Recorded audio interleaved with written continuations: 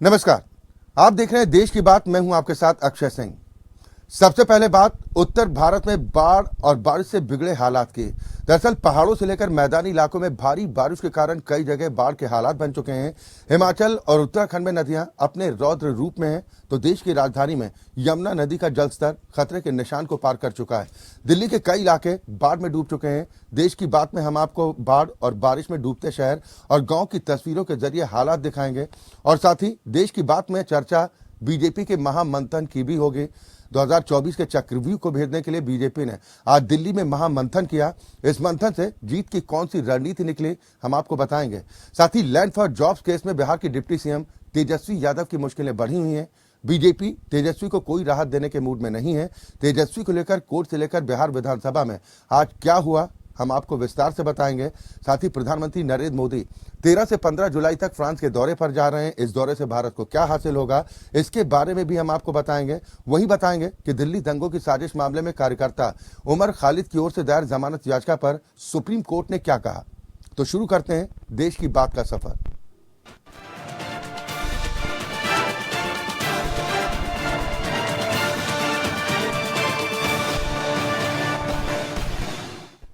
उत्तर भारत में हो रही लगातार बारिश ने कई इलाकों में तबाही की स्थिति ला दी। इन इलाकों में मानसून की जमकर बारिश हो रही है। पहाड़ से लेकर मैदान तक भारी बारिश के कारण कई जगह बाढ़ के हालात बन चुके हैं।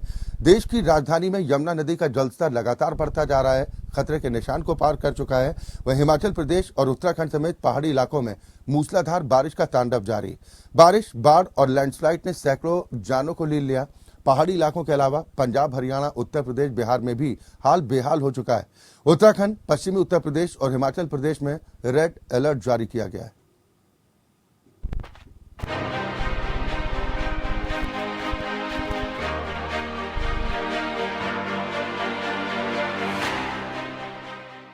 देश की राजधानी दिल्ली पानी में तैर रही है। दिल्ली में यमुना ने 1978 का रिकॉर्ड तोड़ दिया है। भारी बारिश के चलते यमुना का जलस्तर पहले ही खतरे के निशान को पार कर चुका है। दिल्ली में इस वक्त यमुना का जलस्तर 207.55 है और ये तेजी से ऊपर जा रहा है। ओल्ड रेलवे ब्रिज के किनारे इस वक्त यमुना का बहाव बहुत तेज है और लगातार डेंजर लेवल से ऊपर बह रहा है। बाढ़ की वजह से यमुना खादर के इलाकों में रहने वाले लोगों के लिए यह एक परेशानी बन गई है। यमुना का जलस्तर बढ़ने से कई इलाकों में घरों के अंदर पानी भर गया है, जिस वजह से लोगों ने घर खाली करके दूसरी जगह शिफ्ट करना शुरू कर दिया है। ओल्ड रेलवे ब्रिज यातायात के लिए बंद है और किसी को भी उस पर आवाजाही की इजाजत नहीं है। दिल्ली के उपराज्यपाल विनय कुमार सक्सेना ने बारिश की स्थिति की समीक्षा करने और दिल्ली में जल भराव को दूर करने के लिए मंगलवार को संबंधित विभागों के अधिकारियों के साथ बैठक की। इसके बाद आज सीएम केजरीवाल ने बाढ़ के हालात को लेकर हाई लेवल मीटिंग की। दिल्ली में इस वक्त यमुना में पानी बढ़ता जा रहा है और एक तरह से बाढ़ की स्थिति सी बनी हुई है। दिल्ली में यमुना का लेवल जो डेंजर लेवल है वो 205.33 मीटर है। इस वक्त वो काफ़ी ज़्यादा क्रॉस कर चुका है। वो 207.71 पे पहुंच गया ऑलरेडी। उधर उत्तराखंड में भी हालात डराने वाले हैं। उत्तराखंड के कुछ जिलों में ऑरेंज और येलो अलर्ट था, जिन्हें अब रेड अलर्ट कर दिया गया है। नदियां बेलगाम हैं और मुश्किल में जान है। भूस्खलन की वजह से उत्तरकाशी में बड़ा हादसा हो गया, जिसमें 3 गाड़ियों पर पत्थर गिरने से 4 लोगों की मौत और 7 लोग घायल हो गए। यात्रियों को लगातार चेतावनी दी जा रही है कि कहीं भी ऐसी जगह न जाएं जहां पत्थर गिरने की आशंका हो। उत्तराखंड में लगातार हो रही भारी बारिश के कारण केदारनाथ यात्रा रोक दी गई है। यात्रियों की सुरक्षा को देखते हुए जिला प्रशासन ने यात्रियों को सोनप्रयाग और गौरीकुंड में रोक दिया है। मुख्यमंत्री धामी लगातार स्थिति पर नजर बनाए हुए हैं। नहीं, बारिश को लेकर लगातार हमने सभी विभागों को, जिलाधिकारियों को, सबको अलर्ट मोड में रहने के पहले से ही निर्देश हैं और लगातार सबको एक दूसरे के साथ समन्वय करना है।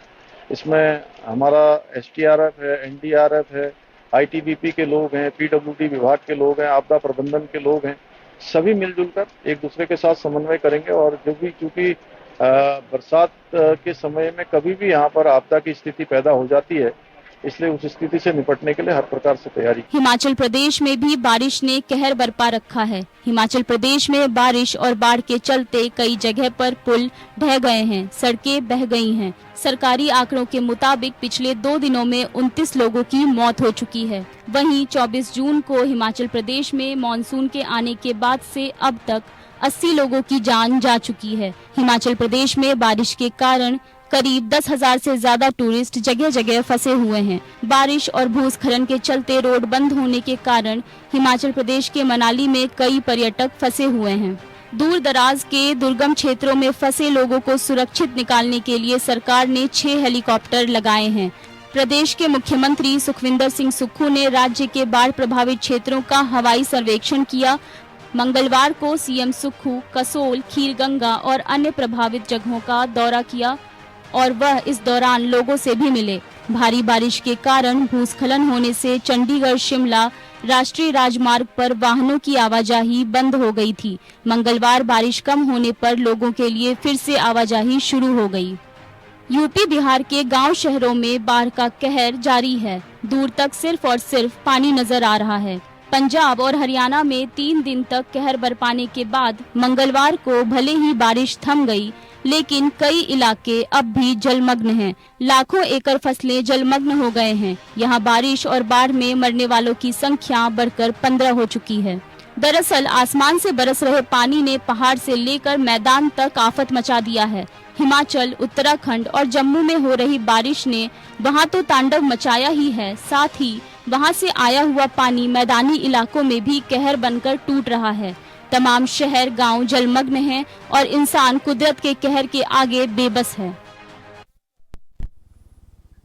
उधर लगातार तीसरी बार एनडीए सरकार बनाने के लिए बीजेपी ने आज दिल्ली में महामंथन किया।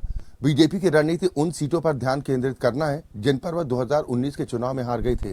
भारतीय जनता पार्टी 2019 के लोकसभा चुनाव में जिन 160 सीटों पर हारी थी, वहां पर जीत के लिए इस बार फुल प्रूफ प्लान के साथ मैदान में उतरने की तैयारी की गई। बीजेपी ने इसे मिशन 160 का नाम दिया है। उधर बीजेपी लोकसभा में जीत के लिए अपने कुनबे को बढ़ाने की रणनीति पर भी काम कर रही है। उत्तर से दक्षिण और पूरब से पश्चिम तक अपना परचम लहराने के लिए बीजेपी हर राज्य में सहयोगियों की तलाश कर रही। इसकी पहली झलक 18 जुलाई को होने वाली एनडीए की बैठक में दिखाई देगी।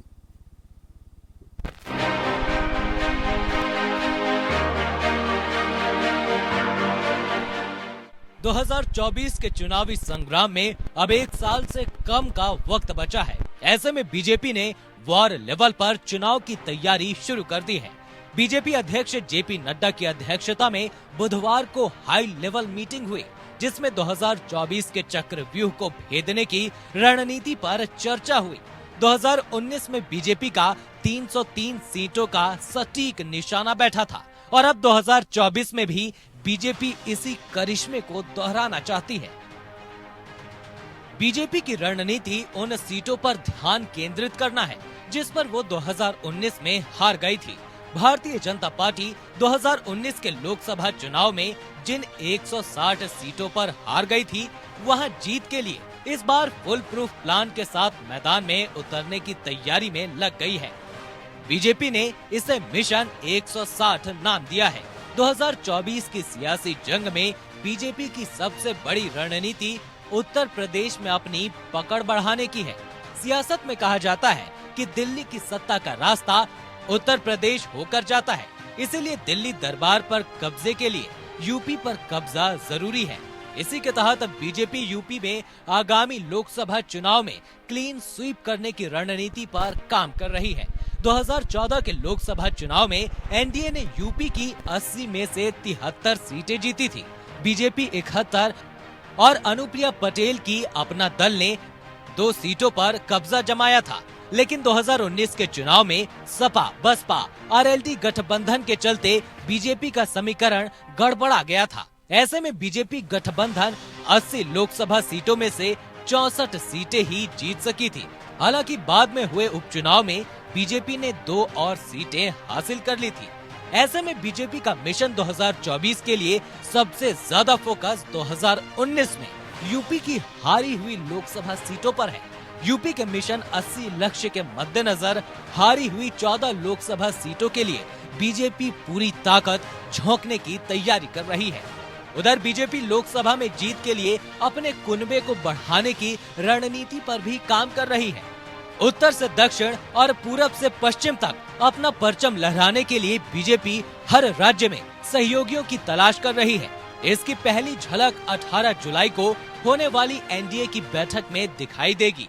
इस बैठक में शिवसेना के शिंदे ग्रुप के साथ ही एनसीपी का अजीत पवार धड़ा शामिल हो सकता है।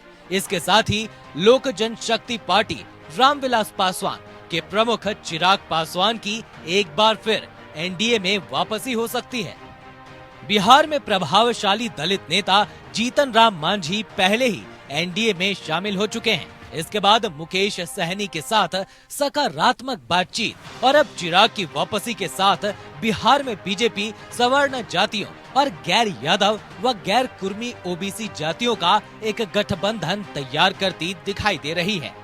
वहीं बीजेपी नेतृत्व ने उत्तर प्रदेश में ओम प्रकाश राजभर की सुहेल देव भारतीय समाज पार्टी और बिहार में विकासशील इंसान पार्टी यानी वीआईपी के मुकेश सहनी को गठबंधन में लाने का फैसला किया है। इसके साथ ही बीजेपी ने कर्नाटक में प्रमुख वोक्कलिगा समुदाय का प्रतिनिधित्व करने वाली जेडीएस के साथ जाने का संकेत दिया है, जो दिखाता है कि पार्टी खुलेपन के साथ आगे बढ़ रही है। इसके अलावा बीजेपी की अपने दो पुराने सहयोगियों तेलुगु देशम पार्टी और शिरोमणि अकाली दल के साथ चर्चा भी चल रही है। टीडीपी प्रमुख चंद्रबाबू नायडू ने पिछले महीने ही जेपी नड्डा और अमित शाह से मुलाकात की थी। अश्वमेध यज्ञ के लिए अपने घोड़े छोड़ दिए। बीजेपी की रणनीति पिछली गलतियों को सुधारकर देश के हर राज्य में अपनी पकड़ बनाने की है, ताकि एक बार फिर से 303 वाला सियासी करिश्मा दोहराकर देश में तीसरी बार एनडीए की सरकार बन सके। Bureau report, APN.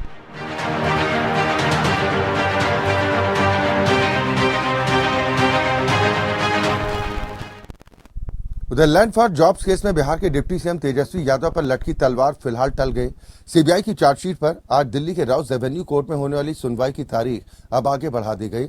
अब अगली सुनवाई 8 अगस्त को होगी। भले ही तेजस्वी यादव को कोर्ट से थोड़ी मोहलत मिल गई हो, लेकिन बीजेपी वक्त देने को तैयार नहीं। बिहार विधानसभा सत्र के तीसरे दिन भी बीजेपी के निशाने पर डिप्टी सीएम तेजस्वी यादव रहे। तेजस्वी यादव को बर्खास्त करने को लेकर बीजेपी ने जोरदार हंगामा किया। हंगामे के दौरान बीजेपी के विधायकों ने न केवल वेल में रखी कुर्सियों को इधर उधर फेंका, बल्कि कुर्सियों को तोड़ भी दिया। विरोध जताने के दौरान कागज फाड़कर उछाले गए। इससे पहले मंगलवार को भी बिहार विधानसभा की कार्यवाही के दौरान बीजेपी विधायकों ने कुर्सियां फेंककर हंगामा किया था। अब तेजस्वी यादव पर लगे भ्रष्टाचार के आरोप मुख्यमंत्री नीतीश कुमार के गले की हड्डी बन चुके हैं। भ्रष्टाचार के आरोपों के बाद ही पिछली बार नीतीश ने आरजेडी से अपना नाता तोड़कर बीजेपी के साथ सरकार बनाई थी। अब आज हालात फिर वैसे ही बन रहे हैं।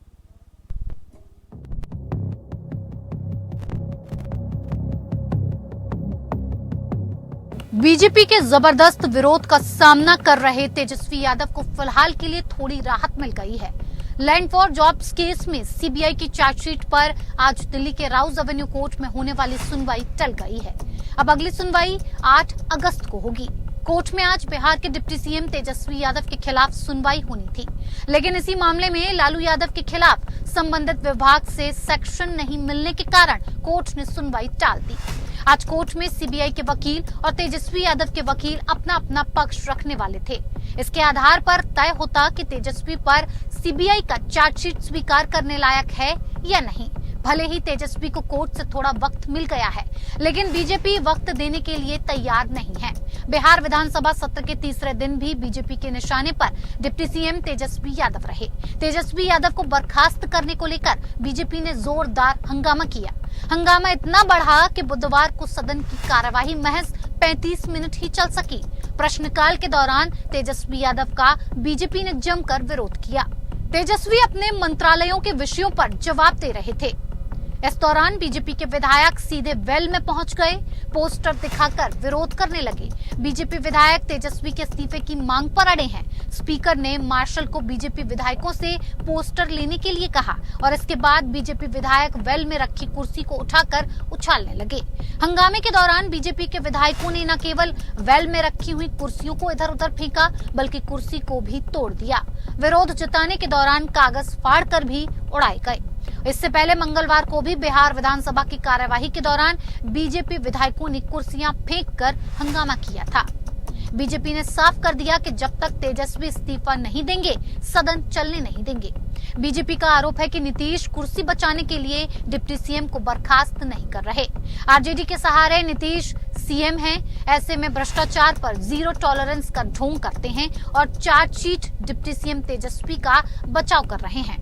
बीजेपी के आक्रामक रवैये पर डिप्टी सीएम तेजस्वी यादव ने भी पलटवार किया। बीजेपी की ओर से सदन में हंगामा किए जाने पर डिप्टी सीएम तेजस्वी यादव ने कहा कि बीजेपी को बिहार के विकास की चिंता नहीं है, उनको सदन चलने देना चाहिए, लेकिन चलने नहीं दिया जा रहा। मेरे पे तो चार्जशीट 2017 में हुआ था। अरे चार्जशीट 2017 में हुआ था कि नहीं हुआ था? 17 से 23 हो गया, 6 साल में क्या हुआ तो भगवान ही जानता है। एक मिनट सुन लीजिए, 6 साल में क्या हुआ तो भगवान ही जानता है। लेकिन मेरे पे जब 17 में चार्जशीट था, जब हम फिर से उप मुख्यमंत्री का ओथ ले रहे थे, तब तो नहीं मना किया कि मत लो। चार्जशीट था कि नहीं था? वहीं अपने छोटे भाई और बिहार के डिप्टी सीएम तेजस्वी यादव के बचाव में तेज प्रताप यादव भी उतर आए और विधानसभा में हंगामा करने वाले बीजेपी विधायकों पर कार्रवाई की मांग करते हुए 2024 में विपक्ष की जीत का दावा भी कर दिया। दरअसल लैंड फॉर जॉब केस यानी कि नौकरी के बदले जमीन के घोटाले का मामला साल 2004 से 2009 के बीच का है और इस केस में आरजेडी सुप्रीमो लालू प्रसाद यादव, पूर्व सीएम और उनकी पत्नी राबड़ी देवी, बेटे और बिहार के डिप्टी सीएम तेजस्वी यादव समेत 17 अन्य आरोपी हैं। लालू प्रसाद यादव के रेल मंत्री रहने के दौरान उनके परिवार को गिफ्ट में दी गई या बेची गई जमीन के बदले रेलवे में की गई कथित नियुक्तियों से जुड़ा ये पूरा मामला है। जिन लोगों को नौकरी दी गई थी, उनसे लालू परिवार के सदस्यों के नाम पर पटना, दिल्ली समेत कई जगहों पर कीमती जमीन लिखवाई गई। ये जमीन बाजार से बहुत कम कीमत पर बेची गई थी और इसी केस को सीबीआई देख रही है, जबकि मनी लॉन्ड्रिंग से जुड़े पहलुओं की जांच ईडी कर रही है। अब आरजेडी नेता और डिप्टी सीएम तेजस्वी यादव पर लगे भ्रष्टाचार के आरोप सीएम नीतीश कुमार के गले की हड्डी बन गए हैं। भ्रष्टाचार के आरोपों के बाद ही पिछली बार नीतीश ने आरजेडी से नाता तोड़कर बीजेपी के साथ सरकार बनाई थी। अब आज हालात फिर से वैसे ही बन रहे हैं। ऐसे में सवाल ये भी उठ रहे हैं कि विपक्षी एकता का झंडा बुलंद करने वाले नीतीश कहीं एक बार फिर से तो नहीं पलट जाएंगे। Bureau report, APN news. प्रधानमंत्री नरेंद्र मोदी 13 से 15 जुलाई तक फ्रांस के दौरे पर जा रहे हैं। पिछले 15 महीने में प्रधानमंत्री मोदी की फ्रांस के राष्ट्रपति मैक्रों से ये चौथी मुलाकात होगी। इस दौरान कई बड़े सैन्य और रणनीतिक समझौतों पर मुहर लग सकती है, जिसमें नौसेना के लिए 26 राफेल मरीन फाइटर जेट और 3 स्कॉर्पियन पनडुब्बियों का सौदा प्रमुख है। इस यात्रा से रणनीतिक सहयोग, वैज्ञानिक प्रगति, सांस्कृतिक आदान प्रदान और आर्थिक सहयोग के जरिए रणनीतिक साझेदारी मजबूत होने की उम्मीद की जा रही है। पीएम मोदी फ्रांस की सालाना बेस्टिल डे परेड में भी शामिल होंगे। पूर्व प्रधानमंत्री डॉक्टर मनमोहन सिंह के बाद मोदी दूसरे ऐसे पीएम होंगे जिन्हें इस कार्यक्रम में गेस्ट ऑफ ऑनर बनाया गया है। दरअसल फ्रांस अपने राष्ट्रीय दिवस के समारोह यानी कि बेस्टिल डे परेड में अमूमन विदेशी गणमान्य व्यक्तियों को आमंत्रित नहीं करता। ये दिखाता है कि फ्रांस के राष्ट्रपति मैक्रों भारत के साथ संबंधों को और बेहतर रखने की चाह रख रहे हैं।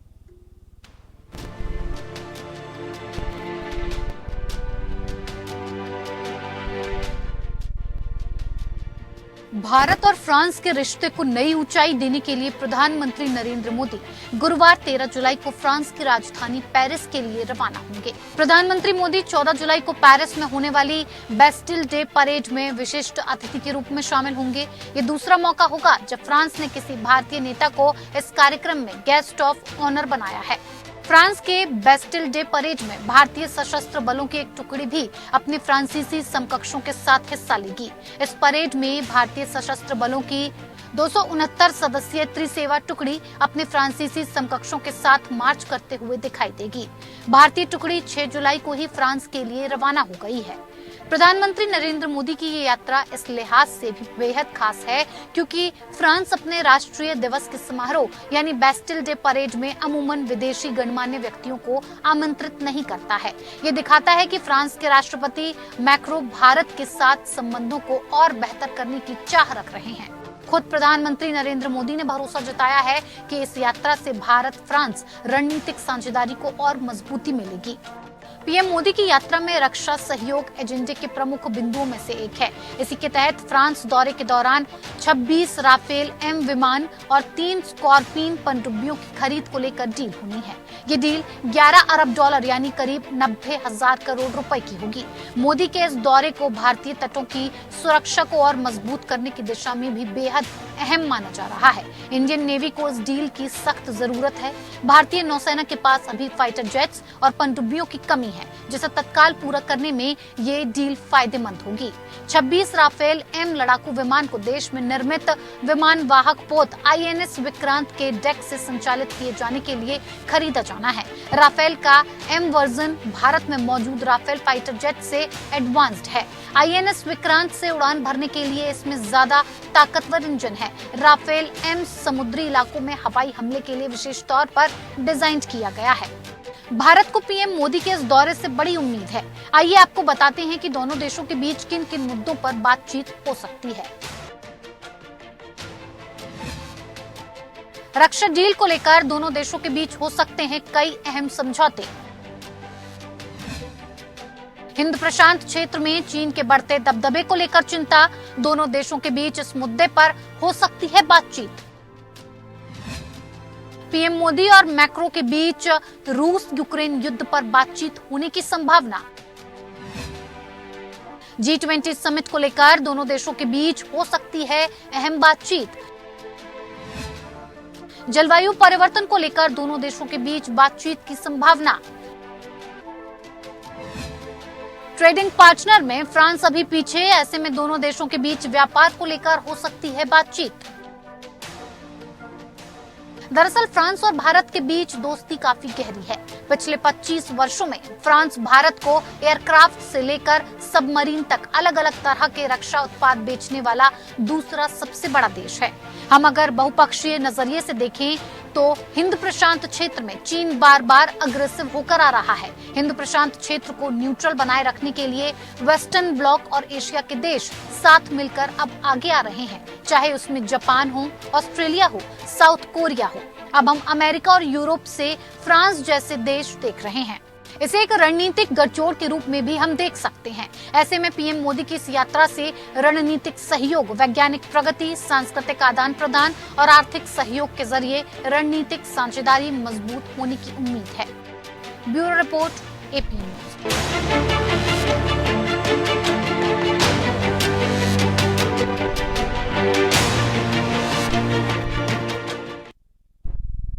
और इसी के साथ देश की बात में अभी के लिए बस इतना ही, लेकिन APN न्यूज में खबरों का सिलसिला लगातार जारी।